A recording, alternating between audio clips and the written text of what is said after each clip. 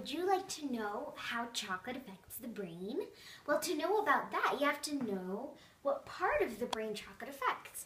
And that part are the neurons. Neurons are just like all other cells in your body, except they have axons and dendrites. Axons bring information away from the cell body so that cells can communicate. And dendrites bring information to the cell bodies, right? So, when there's an axon, say this is my axon, and a dendrite, this is my dendrite, there are these things called neurotransmitters that go through the gap from the axon to the dendrite. These neurotransmitters are chemicals that are what neurons use to communicate. So, it is this part where chocolate comes in. What happens is that there are billions and billions of types of neurotransmitters.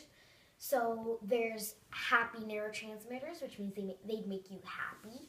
Neurotransmitters that make you sad, mad, sick, better, anything, you name it. In any case, so when the neurotransmitters travel from the axon to the dendrite, they lodge in these tiny little cubicles called receptors. You see?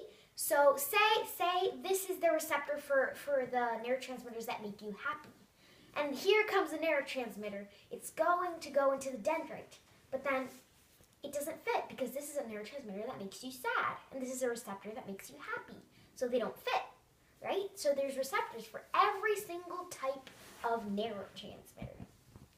So chocolate, what chocolate does is that it makes more neurotransmitters that make you happy, or in this case, less stressed and with not much pain, cross the space between the axon and the dendrites.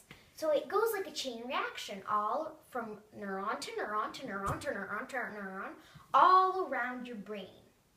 Although, there's a really bad part. I know you're thinking, yay, I can eat chocolate all the time because it'll make me feel less stressed and more happy.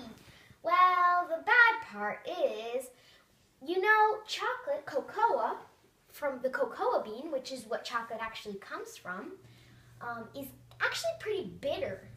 So chocolate companies, of course, they want you to buy their chocolate and make money and all that stuff. Well, they have to put stuff so that people like it. And what do you like? Well, duh, sugar! So, put lots of sugar and other ingredients, you know, all that stuff to make it actually taste good and everybody want it.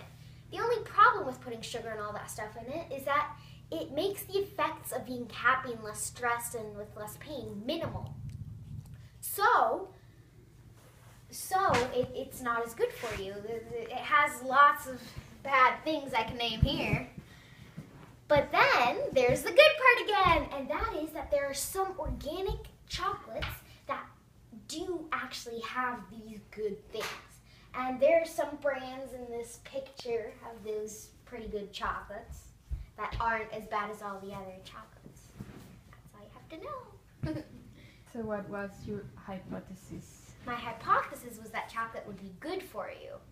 And my result was that, well, the commercialized chocolate, not really. But these special organic types of chocolate are pretty good for you. Bravo!